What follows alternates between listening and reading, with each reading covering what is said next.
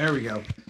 Can you hear me now? Sorry, I was a little delayed getting down here. We had to feed the dog and a bunch of other things. Good morning and welcome to Coffee and Crafts with Old Johnny. Let's get into it. I got a bunch of things that I want to get to today. I'm not sure if I'm going to get to rolling any dice this morning on the show, but I got a lot to talk about. So let's get up and roll to it here. I want to get into where we are with the Dolly Latterson. So, oh, my clock's not working. Why is the clock not working? Come on. There it goes. Nope. Hold on a second.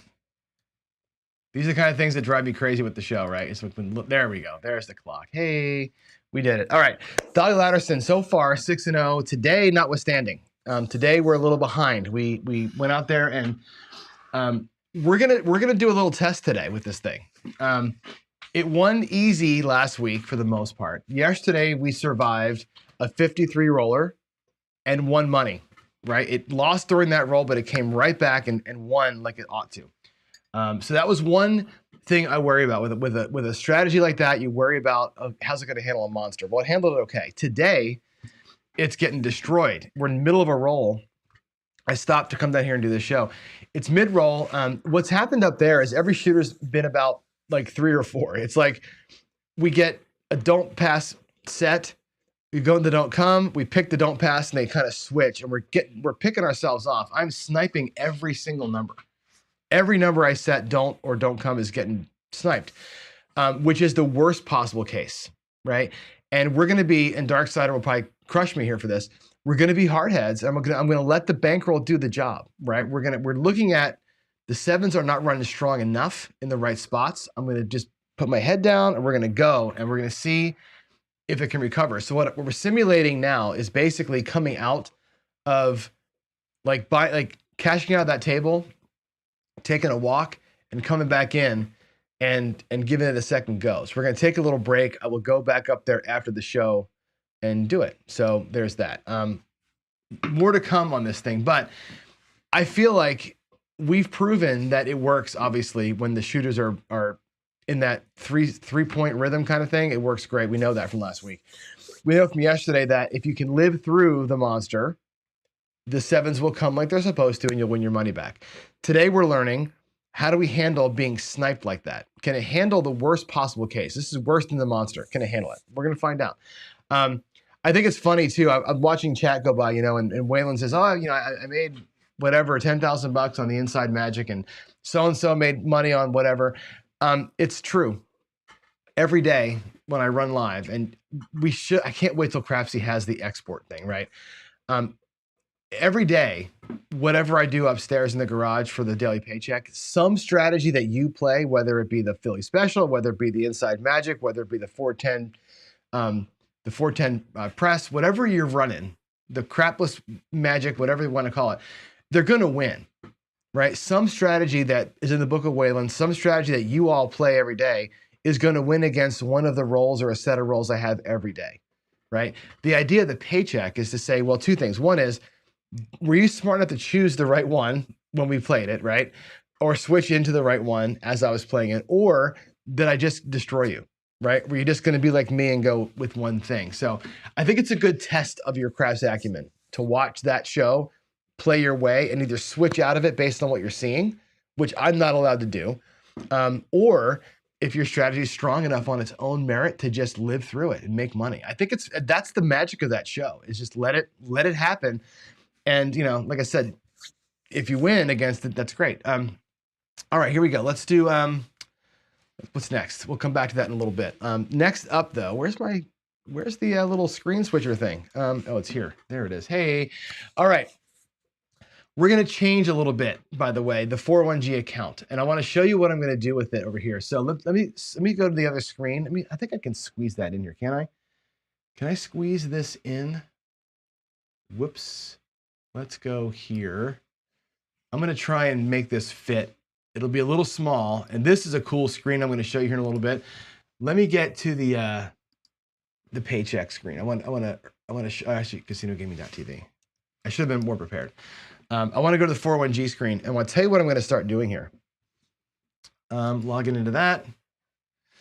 All right, let's get logged in. And you can do this too, by the way. You all have access to the free pretend bank accounts at casinogaming.tv. All right, go to tools, go to 401g, and here's our accounts. Okay, right now we're down, right? We're 92,000 bucks. I haven't done today's deposit yet after the show. Now here's what we're gonna start doing. Okay, I was talking to Ken about this, and you know, I'm looking for 500 bucks, and I've been saying, oh, if I can live on 500 bucks, it's $100,000 a year. Okay, here's what we really want to do. We were talking about like what are the financial goals, right? And here it is. 300 bucks a day is what we really need, right? And I think that number is about right. It's about 6K a month that goes into your earnings account, right? So if I can drop 300 a day into the earnings account, we're set, right? That's eating, that's all the shit that we need to kind of get through our life. We can see some shows, we can go out to dinner. It's like, again, not living on it, it's retirement money for me, right? 300 bucks is what belongs in here, not 500. If we win 500, we put 100 in expenses and 100 into excess. That means when I come to visit you, Jeff, or Mac, or Ed, the expenses account flies me there and buys my hotel and my meals, and my excess is what I play with while I'm there, right? I'm not going to bring my master bankroll with me to Biloxi, right? I'm going to bring the excess. So we're going to try and fill the excess and expenses envelopes with about 100 bucks a day each, along with our regular daily life. That way, we can afford to travel. And that's where we're going to simulate the retirement in that way. So 300 bucks a day goes into earnings, 100 a day goes into expenses and excess. I'll split whatever is over the 300 into those two accounts. That's going to be the goal and how we're going to play it. So I'll do that for you. What we're going to do is on the paycheck show, I'll do the withdrawal. On this show, I'll do the deposit. And that's it. Yeah, pay my expense with my, yeah, sure. You know what, Louis, if I'm playing this much every day, then yeah, the comps will probably cover the expenses for the most part, but that's okay. That's fine. That Ubers, all that shit, right? That's what the expenses are for. So there it is. That's gonna be the new plan for this bankroll stuff. So I wanted you to see that as we go. Now, let's go back to the come out roll because I want to talk to you about some other stuff because I think there's important things to get through. We had some interesting stats come up in the shooters tournament, and I'm going to show you those here in just a second. That'll be on this screen over here. I will show them to you in a second. Before I do that, whoa, what happened to me? What happened to me? There we go. Hey, I'm back. What's going on here? Everything is jacked up. There we go. Before we talk about that, I want to address Jen and Nemo for a couple things. One is watch the show. Dice DGen did the Jen versus Nemo March Madness playoff game last night. I'm not going to tell you what happened. If you haven't watched it, I will not spoil it for you. Okay. I know in chat they're talking about it, right? There was a couple of woulda, coulda, shoulda moments in there where a player could have done certain things to beat the other player and chose not to. I will say this, and I'll give this part of it away. Nemo, you know, I said this upstairs too. I love you, buddy. I love you. I think you're a great dude. I don't love how you play. Let's just call a spade a spade. I think that you're gearing your play towards winning on Crapsy and winning on AZ's channel and winning these online things where the money is fake and who cares? You can when a rebuy is a touch of a button, not pulling money out of your house, right? So I cannot play that way. My brain won't let me play that way. So if you and I ever matched up, you destroy me because I'm not going to rail dump like you do. I caution you and I caution everybody else when you play and you watch Nemo play these things, he will win money. Sometimes he'll win $10,000, but betting in a way that's in no way close to reality. It's great for what we do here, but it's not reality. And that's why I hate to use the word respect. I say I can't respect that style of play. I don't. I'm sorry. It's good for online tournaments and it's good for fake money play, but it's not good for reality. And I'm a reality person. This show, my whole life on YouTube has been about teaching people and beating everybody to death with being careful with your money, with knowing when to regress, with pulling profits back, with being conservatively aggressive, right? Making sure you walk with money and not rail dumping your house. But I think that's what people see when they watch you play, especially when you watch the DGen show. So be careful, folks, watching that stuff. And Nemo, again, my word of advice to you is this: start tuning the way that you play. It's not like you're making dumb decisions in terms of what you're betting on. It's those amounts, right? And it's chasing ghosts. I watch you sometimes chasing ghosts, like you're trying to find the table rhythm, or you're trying to find the trend that it's not there, what you're doing. Watch VDC, hang out with Blacklight, watch how these guys are doing it, the guys that are real trend followers. The ghost that you're chasing it's tangible, but what I'm watching right now is a lot of this, and it's huge stacks, and it just drives me a little nuts, right? You got this 2K challenge that you're doing, where you're taking, the challenge. I used to do challenges where, hey, take 15 units, win 3. Remember my 3-unit challenge or my 10% challenges? Those are normal people ways to play. You're saying take 2K and win 6, right? Most people don't go into the casino trying to triple their bankroll as their goal. Triple or nothing is not a way to play this game. And I think that we're putting that as the goal. I think it's just setting people up for failure, man. So love you, but let's dial it back a little bit. You have so much to say, and you have a lot of intelligence, right, with what you're thinking. It's just, can we just dial it back a little bit? That's my thoughts, man. I'll do your challenge if it ever comes to me, but not willingly. I don't think that's a goal for me. I would never play that way. So there it is. Yeah, Nemo is the what if guy. Nemo 100% Duracell is the what if. But to me, it feels like it's a guess. It's always a guess. And I don't want to go to the casino guessing. I want to go to the casino knowing that when I bring 5K and I bet the don't, I'm going to eventually win $500. I want to know that. I want to guess that if I hop the right things this time, the random thrower is going to land on my, my hopping hard weight 4. Like, that's what the hell? I mean, that to me, that hurts my head to think about it. So that's it. I don't mean to hammer you, but I want to make sure that we're clear about it, about what I think. Again, not against you personally. It's just that style of play. It hurts me. So there it is. Sorry about that if it offends you, but that's what I feel. All right, hard hat. Duracell has already put it out there. George is on the list for sure. Joe from Craftsmaster Journey, also well deserving. Dave Carlin, more than deserving of the award. Waylon and Ed, of course, are putting in yeoman's work. Ed's actually putting a meetup together, which, having been with Jeff on his meetup, I can tell you is an enormous amount of work. So these 5 guys are super deserving. Yeah. Again, I'm not gonna what do you call it? Campaign for any one person. They're all, to me, overly deserving. I think they've all got a great story to tell. I won't let them campaign for themselves. Obviously, that's wrong. But yeah, if you have thoughts on it, you want to get out there on it, let me know who you think. These would be the 4 or 5. I think I got to get it down to 4 by Monday, because I think YouTube only lets you put 4 things in a poll, I think. So it'll be the top 4 of this list of 5. So let me know privately who you want to be in there. So let me know how that's going to be. All right. The next thing to talk through then is this, the shooters tournament. So there were some good takeaways from this thing. Hope you all watched all the throws. Okay.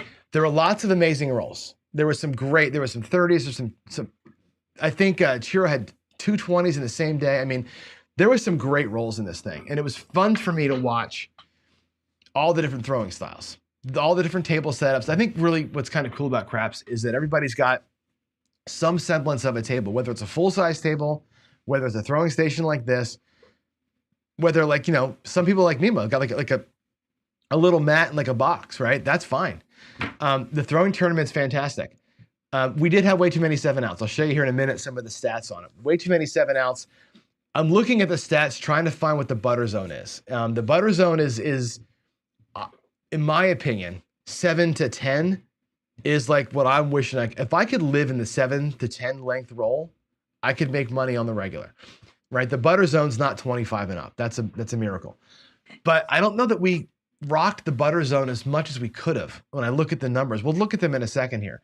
I really was a big fan of the point system. However, I would take the bonus bets out of the point system. Oh, Duracell wants to know when's the vote. The vote's Monday, the 1st. Monday the 1st. I would take the bonus bets out. I don't think that you should get extra points for the ATS or for the fire bet or whatever. I think you can have a lucky 5 rolls, hit the small, and like Eddie's a good shooter, but he hit the small so fast on that. He only thrown the championship round, he threw 9, hit the small, and Ted has no chance, right? I do believe that we should do way more on the repeater numbers. So if you throw a 6, you get whatever 5 points. The second 6 gets you 5 plus 1 or something, some kind of incrementer on the repeaters. I think could really help a lot. Like it's kind of dim in here. That to me, I think is something we can improve the point system on a little bit. Something around with the odds too, we can figure that out. I'll talk to George and Dave and the guys about what that might look like. I think we're onto something with this thing. Okay. When I track my rolls, let's actually go to the screen over here. I want to bring the browser in and give me a second to bring it over here. We've looked at a couple of things and I'll give you some of my favorite metrics. I'm going to go to the, I'm going to go here. I'm going to go to my practice session logs, right? And you've seen this before. This is me throwing, of course, right? Things I look at that I find are metrics that nobody's really tracking, that even Bone Tracker doesn't do this, right? Is the number of box hits within the point cycle. So not setting the point, it's the box hits within the point cycle. And these are like the numbers that I'm looking at this going, yeah, this is where kind of the butter zone to me, these rolls in here are where you're making your money. And I like to see that I'm doing better than random on these kind of rolls. Now, the shooters tournament, let's take a look at the summary page. I put this up yesterday in the Skype, and it's kind of hard to understand. I'm going to zoom in to it a little bit here, and I'll have to scroll some so you can see it all. But let's take a look at where the shooters landed in this thing. Now, what I did is I took roll length of 2. We had 32.7 ounce. We had 23 shooters or 23 hands were only 3 rolls. That's what this B column is how many times we threw that many number of rolls in the tournament. Okay, so 32 PSOs, we had, 4 27 rollers and whatever, right? We had a couple of 30s, nice. A couple of these we had 0 on, and my math here is bad because I left these columns blank, but let me show you where I got these numbers here. So this column here is the percentage of our rolls that were that. So we had 13.7% of our rolls were 0.7 ounce, okay? According to the Wizard of Odds, the expected number of 0.7 ounce is 11%, okay? He's done whatever calculus he does to get this. So in the 0.7 out thing, we are 2% over what we should have been. We threw 2% more than we should have, which means that we're 19% off of the expectation, okay? In the wrong way, okay? So this number here, I think, was kind of a harmful one. But then down here, you look at like your 7s and 8s, 7 and 8 rollers, we threw more than we were expected to. We were only supposed to get 6% of our rolls, or 7% should have been 7 length, 6% should have been 8 length, and we threw 19 of those, right? Or 8% of both. That's pretty big. That's a big jump. So in the 7s and 8 roll size, we're doing better than we should have done. I think that's great. On the 3, 4, 5, and 6 length rolls, they're green because we threw less than we should have. We threw less 3 rollers, 9%, than we should have, 11.6%. So in some of these things, we did really better, right? From 3 to 8, we were a little better than random. Not much, a little better than random. The PSOs are where the big outlier is to me, right? Overall, look at that number, that we're at 0.81% off of what random expectation is. What does that mean, really? That means this, that the PSO is not in the butter zone, nuts and bolts, no way. What this means to me is that if you were to take, before we start, hey, we're gonna take all the shooters, we're gonna have a tournament, we're gonna get 240-ish hands thrown by 32 people, okay? How many PSOs, how many 3s, how many 4s do you think we're gonna have? And if you gave the Wizard of Odds and said, hey, we're gonna have this many shots, he would have guessed 27, he would have guessed 20, he would have guessed what, he would have guessed, we'd have been right in the bucket. With all these things, we'd have been within a percentage point, we would have been exactly where we should have been from a random perspective. Down here, it's even closer. And these are like hard because, we're a little bit better, 2.5 versus 1.9. This is like one roll. That's like a couple of turns of the dice here are putting us out. But yeah, within the upper echelon, after the average roll of 8.5, we're still at about 1% off of what random should have been, right? So within a percentage point, we are right with expectation of roll length. Now, that said, I think it's an important thing to comment on, right? We did not exceed random other than a few outliers up in here. This doesn't account for the roll quality. Let's go back to the other screen. Let's go back to the other screen, which is here. Let me minimize this a little bit for you. It doesn't account for the point system, right? And one of the things that I'm obviously really passionate about is the point system. I want to find the way to decide if we're doing good or not. Like, what is the way, right? My personal rolls, I'm tracking how many box hits per point cycle am I getting while the puck is on? How many times can I collect money? The point system to me really does a good job of saying, you had an 11 roller, but only one box number. So it was all horn. So it's a garbage roll. Whereas you could say, I had an 11 roller. I'm awesome. 11 roller, filling that spreadsheet out with one box number doesn't tell a story. It tells me that you avoided the 7 for a little longer. That's not the point of DI. The point of DI is to make money, right? I like the roll quality score and finding the way to measure it in a way that makes sense, that's fair, that's a good metric for us. I think it's something we should, I think of all the things in this whole tournament, I want to lean into that hard. I want to lean into like, what is a quality roll? Is it just box numbers per roll like I've been counting, or is there something to this point system that we can look at and say, yeah, all 9 rollers are not created equal. And if I'm a controlled shooter, and Mac is here, right? Mac is a great shooter, right? Mac is a guy who likes to say he creates variance, right? Mudslide Mac, I'm calling you out here, right? Creating variance can happen in 2 ways. One is in length of roll. 2 is in beating the crap out of the box numbers. Yesterday I threw a 53 roller. And if we take a look at that in WinCraps, you'll find that the percentage of box numbers, especially the inside box numbers, was so much higher than they should have been. That was not only a 53, it was a high quality roll. And I think that's an important thing for us to say. Matter of fact, I should go to WinCraps and pull up that chart so you can see how close that was or how off of random that throw actually was. It's interesting to see that. I think it's important to get a look at. So I want to find a way to measure quality. Mudslide Mac, there's a lot of pucker factor, no question. And I think, I wish I could pin this comment forever. There's no question that caused a bunch of PSOs. If now again, let's preface that. If you believe in dice control, when I threw, and I said this a million times, man, when I throw in the garage, I throw every day. Every day I go out there and say, I'm going to make $500. And I go up there and I suck. I'm not nervous at all. I'm nervous about what I'm going to say, not nervous about how I'm going to throw. When I lined up for the tournament and took my shots, I was scared to death. Like, it was like I was shaking, my hands got sweaty. I had a rough time. Worse than at a live table, way worse than at a live table. So, sure, I think there's something to that pucker factor was real for everybody. But yeah, when I look at the whole thing, we were exactly random. We were 100%, like if you bell curved the shooter's throw lengths, we were exactly in the buckets of random. I think that as we do more of this, and that was in a controlled environment too. We had our own tables, our own dice, everything was right, except for the environment, like the mental environment of it. So I really want to say, I really want to see us do this again, neutral service, and I want to do it multiple times. And I want to see 234 hands is not a full trial. It's a very, very small sample size, but I was kind of shocked at how that small sample size fit perfectly into the random expectations. It was an eye opener for me. I expected us to do a little better.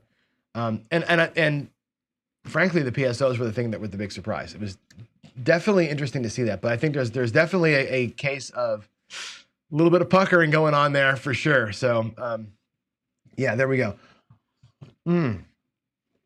Let's see, what else do we have? Jeff called me out for the Nemo's challenge. I will show up, but I'm going to piss Nemo off, by the way. Let's go back a screen. Let me go back. That comment needs to be here on this screen, Waylon.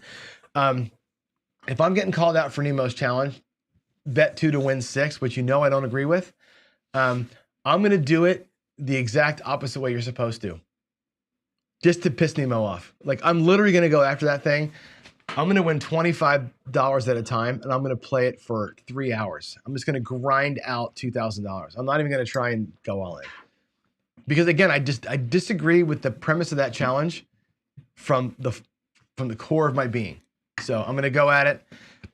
and I'm going to push it slow. I'm going to push it slow. There it is. Anyway, what else do we have? Comment. Let's go here. Comment and crash about GI about changing surfaces. I'm trying to understand the question. There's a comment in crash chat about DI works because they're changing surfaces. Or yeah, you're right. That's Alfredo made that comment. I think he made it in the after show actually. And what he said was, I have actually a talk I want to do with you all about controlling what you can control. Casinos, we all say don't believe in DI, right? If they believe in DI, they would disallow it. Some casinos do disallow dice setting because of the speed of which we set dice.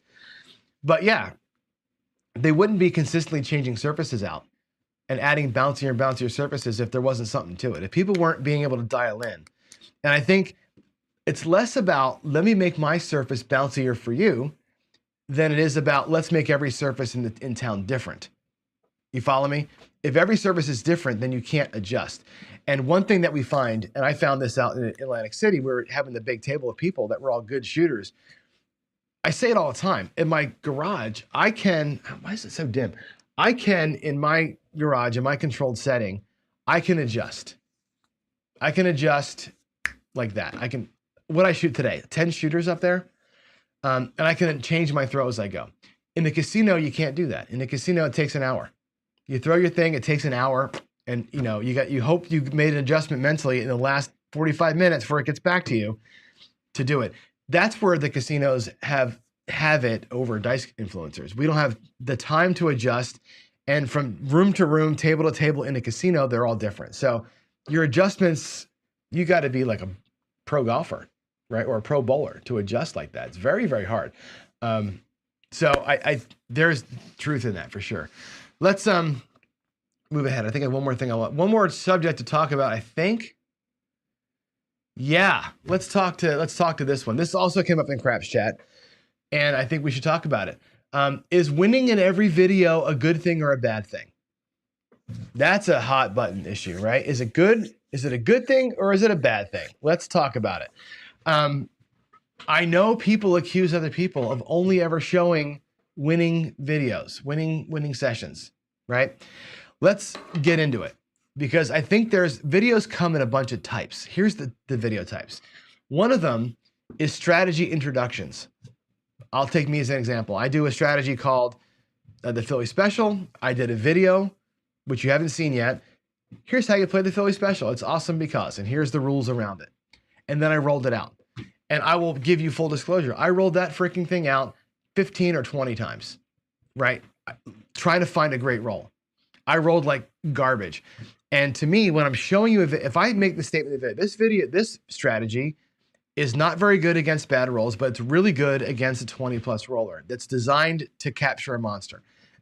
If that video doesn't have a monster roll in it, so I can show you how to do the bet increases and where things go, it's not a valuable video.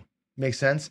So yeah, I filmed that thing a bunch of times to get the roll I wanted, so I could put it and say, here's how you play this strategy when a great roll happens. I did leave some of the uglies in there so we can say, here's what happens when it gets beat, but here's really the good one. If I made a video that said, here's a good strategy, and then I said, hey, here's a great strategy, and then I get my ass kicked on it, the video is worthless at that point, right? You've got to have a winning session on the video where you introduce the strategy. It's good to have a little bit of a loss in there and fight it back so you can show folks how these things work, where the danger points are and how it builds up and how it does win. That's an important piece. I have no problem with me or anybody else filming a video 15 times to get the role they want to showcase in the video where they introduce the strategy, okay? Now, Jeremy from Color Up does a lot of strategy reviews. DGen used to do that. A lot of people were doing strategy. Let me try your strategy out. AZ does this all the time. Anthony, on a strategy review show, I'm going to try that strategy. We're going to give it 36 rolls and see what happens. That's what Jeremy does. We're going to give it one 20-minute segment and God be with you, right? Roll it out. Whatever happens, happens. That's okay. You're not going to force a monster there. You're not going to record it 55 times. Jeremy does them one time, one rollout, and that's all you get, right? There's practice videos where I do it all the time. Let's go work on the Horseman live TV, roll it out, whatever happens, happens. We lose, we win. It's all good. And that's like my daily paycheck, right?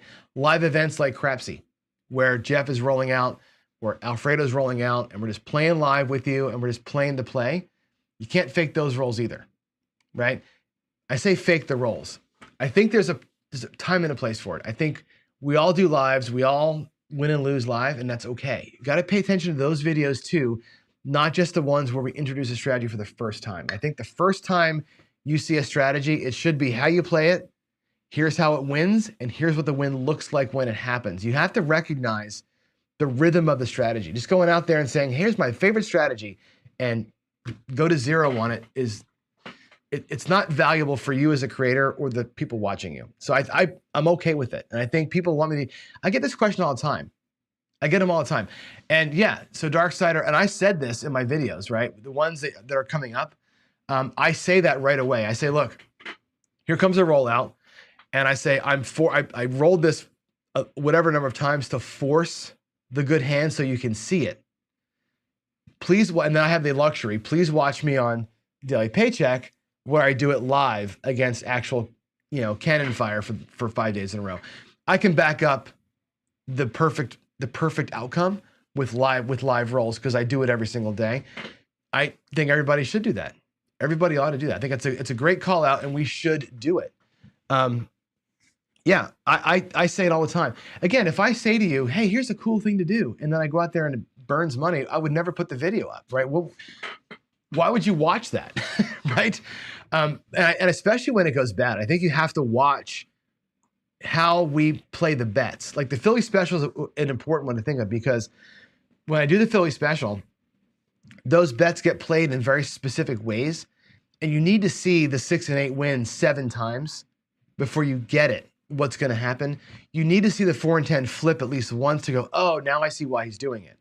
If the video never shows a flip or never shows the 4 and 10 getting up or the 6 and 8 getting up, I can't teach you how to play it. And that's why we do that. So it's an important thing. I think it's an important piece of this whole puzzle. And I think people have the wrong impression about winning all the time. There's a time and a place to win all the time. And it's when you first show a strategy, then I think you have to back that up with your live practicing on it, like I do. I think I'm a good indicator of what that means. I back up the perfect one with a bunch of lives where I go up and down and everything else. So there it is. Oh, you're talking about something else, Duracell? I'm sorry. It's me finding the wrong thing, I guess. All right. Let me see. I'm going to go here and look at the PC comments. Let's actually move ahead in our look at the new thing there, right? Dice are out. Y'all noticing the Adam G titles on my screens here? We have the come out roll. We have the get your bet set. Now we're going to be 7 outline away. It's time for me to look at your questions and comments and close the show. So Max got a few things. I'm my glasses off so I can read these things. Max says, in regards to the bonus bets, use them all or none. You're right. I think in the shooters tournament, giving points for bonus bets is all or nothing. I would rather there never be a bonus bet in craps. I know that people love them. I don't like them. I like tables without them, frankly. But I think that can skew a matchup between me and you so much, right? You can throw a 2, 3, 4, 5, 6, 7 and have a 6 roller. I could throw a 10 roller and not beat you, or a 12 roller and not beat you because I had different numbers in there. I think that's where I feel like it goes kind of astray. Other than that, I love the point system. Mac also says, thanks for addressing the only winning. We have to show losses and not just false hopes. It's a matter of when you show the losses. I think when I first give you a video like the Red Cross, I show that thing treading water and then I show it winning, because you have to see how you play the longer roll with it. Then I went to the garage and I ran it 11 days in a row, and you can see it live. I think you got to back it up with a live. That's so important. And yeah, I do say it in my videos. I certainly say this took me a bunch of times to get it right. And again, with good reason, you have to see it getting right. And there it is. Jen says, I wouldn't mind seeing the utter debacles, right? And again, I think it comes to video length too. So let's really get into that, because if I do, let's say the Red Cross video. Okay, that's a good example of one. No, not the Red Cross. Let's do when I did tier pressure. So the tier pressure video that I did for the video, which I'm going to delete, by the way. And you're never going to see that video because I'm killing the strategy. But there's like a 7-minute intro. Here's how tier pressure works. Here's how you play it. Here's why I made it. And I do all the bets and I show you how it all works. Then I said, let's roll it out. And I rolled it out, and I rolled it out for probably 3 hours. I spent 3 hours rolling that shit out. I finally got a 40 roller. It took me that long, of course, to get a 40 roller. And I had a bunch of little crappy ones and okay ones, and I lost and I treaded water, but the 40 roller came, and that roll took 45 minutes to roll out. And I put that in the video. I'm like, look, here's my statement at the beginning was, this thing attacks a monster roll really well. It would be dumb of me to say that and then only show you 5 rollers. So I made it have a monster. And I waited till I got it, and I said, here's how the bet sequence goes, and it worked out. I could put follow-up videos out to it that are like, here it is losing. Or I could say, that was nice, go watch Daily Paycheck. And I'm gonna roll it live for 5 days. And you can watch me actually do it live for real for 5 days and see how it feels against real dice. I think that's the better, for me, that's the better rhythm, is to do that. Let me show it to you once, let me show you winning in a controlled environment, and then we'll go willy-nilly random and see how it works. I think that's the right rhythm for me anyway.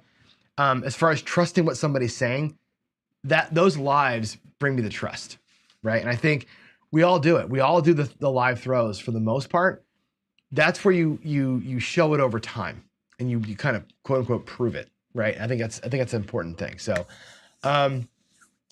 another question here from Seam Dice, is that how we say it? Played craps ATS 5 each with a number to go in the small. The correct amount of lay with the small paying 31. So that depends on you. So if you've got the small for $5, it's going to win one. First of all, don't play the ATS where it's a 150 table. But that 30-to-1 bet is going to pay you 150. So you got to lay the 6, if that was the exposed number, for enough to win what you're satisfied with, right? I would try and lay it for about half. So if you laid the 6 for 90, 90 would win 75. The small would win 150. So you're going to win either 75 or 60, trying to cut the middle, or lay it for 60 to lock up $50. And then you'd win about 110 or so, $90, $100 on the small game if it gets hit. So that's what I would do. I would lay it for enough to win a little less than half. Some people go 50-50. If you're on the small for like 25, 25, 25, and that small is going to win you, $600, different conversation. Maybe you're laying it for 300 to win 250, or you're going to win 350. So that might be a little bit higher of a number, but yeah, do it to win about half. Okay, let's go back over here. I think that's it, guys. I think it's my last 7 outline away. Let's color up. My final thoughts for today are this. I love all of you. I love Nemo. I think you're a great dude. You're a good human. I just don't love the way that you put it out there sometimes. That's my only criticism of you. It's just that style of play, and it's not you. It's me. It's me, right? I think that style of play is orthogonal to the way that my brain works. And that's the reason why I say the things I say. Take them personally or not, my whole world is revolved around conservatism and being careful and locking in money and hitting home runs when I can, right? I can't process that. I love you though. Waylon, I love you too. This might feel like I'm going after you because of the always winning thing, but people ask the questions all the time. And I think we have to address that, right? We address it by saying this. It is definitely, for me, contrived. It's a controlled environment. I force the wins to show you how the strategy works. Then I back it up with losing my ass up in the garage, right? I think that's a good thing too. I think it helps the community forward to do that. So that's why I talk about these things as I do. For Mac and George and all the guys in Craps Nation, all the great controlled shooters, I show you that we are pure random because we are. Ultimately, we are. Ultimately, we all fit the bell curve at the end of the day. We create variance at certain times, right? Some things we do some days are great, and we create variance in those windows. I think that DI gets you in better toss pockets. I think the scores will show that. I think if we did a roll score, we'd see higher quality from us. But as far as roll length goes, there's no dispute. right? Our tournament showed us to be perfectly random, and that's okay to be like, hey, that's what happens, right? Keep working at it, right? I think we all have to keep honest with all the things, right? How we film our videos, how we shoot the dice, what we believe we can actually control with our dice, right? You can only control a few things. You can control everything to the point of impact, and you set them up for success or failure. That's what happens. So, in full disclosure, love you, Nemo. Love you, Waylon. Love you, Mac. Love you, George. Love Craps Nation. Love the tournament.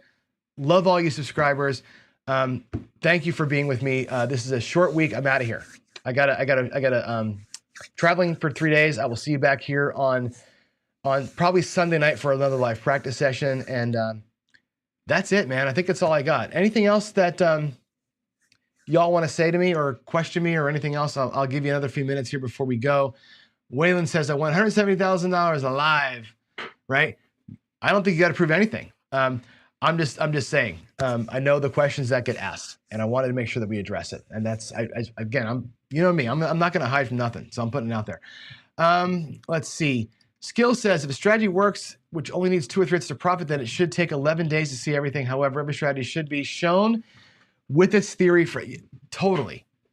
And that's what I'm getting to. I show them winning with the theory because you got to see it. You got to see what I'm talking about. Then I'll go out there and get my butt kicked, right? No problem with that. All right, let's do it, guys. You all have a great rest of your day, and I will see you. Dice Daddy, I will finish the roll. I don't know when. I got to go check my emails and my Slack for work. I will go up there and finish that roll. I'm not done yet. We're shaking it out. We're walking the casino. I'm going to get a cup of coffee, go back to that table. We're going to finish it out, and either we're going to lose the 5 or we're going to win our profit, right? The $5,000 is a tool that we're going to use to win. So let's get it done. See you soon, guys. Love you. Bye.